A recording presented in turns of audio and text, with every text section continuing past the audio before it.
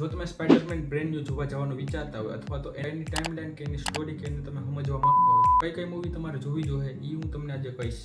શોમાં સ્પાઈડરમેનની entry civil war, Avengers civil war જ્યારે 15 વર્ષનો એ હોય છે ત્યારે ટોની સ્ટાર્ક એટલે કે આયરન મેન એની એન્ટ્રી કરે છે. બધા એના એ મૂવીમાં સીન છે નહીં પણ એની એન્ટ્રી એને સિવિલ વોરમાંથી થાય છે. માર્વલની ફિલ્મ સિરીઝ છે અવેન્જર સિવિલ વોર, એ તમારે જોવું જોઈએ. ત્યાંથી એની એન્ટ્રી થાય છે એમસીયુ સ્પાઈડરમેન. એ પછી સ્પાઈડરમેનની મૂવી આવે છે સ્પાઈડરમેન હોમ કમિંગ, જે 2017માં આવેલી છે.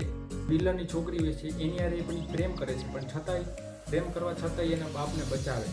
Spider-Man home coming. એ પછી ઇન્ફિનિટી વોરમાં જોવા મળે છે જેમાં થોનસ એક ચપટી વગાડે અને બધાય ગાયબ થઈ જાય છે. એમાં સ્પાઈડરમેન પોતે પણ હોય છે, એ પણ ગાયબ થઈ જાય છે.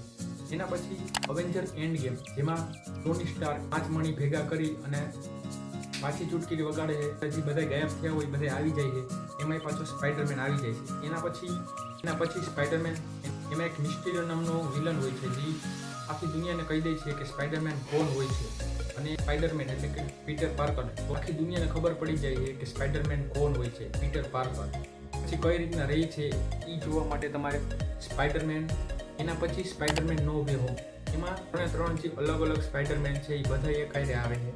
એમાં જે ફાઇટ થાય છે અને ક્લાઇમેક્સમાં એ દુનિયાને બચાવવા માટે થઈ અને બધાની યાદદાસ્ત એમ થઈ જાય છે. એ પછીની સ્ટોરી છે બ્રેન્ડ ન્યૂમાં.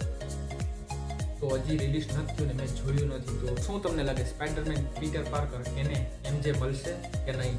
એ જોવા માટે થઈને તમે બ્રેન્ડ ન્યૂ છે 31 જુલાઈ 2026 આવવાનું છે સિનેમામાં. પીટર પાર્કરને એમજે મળશે કે નહીં એ જોવા માટે થઈને હું બ્રેન્ડ ન્યૂ જોવા જઈશ થિયેટરમાં. એ પણ ટિકિટ લઈને ભાઈ.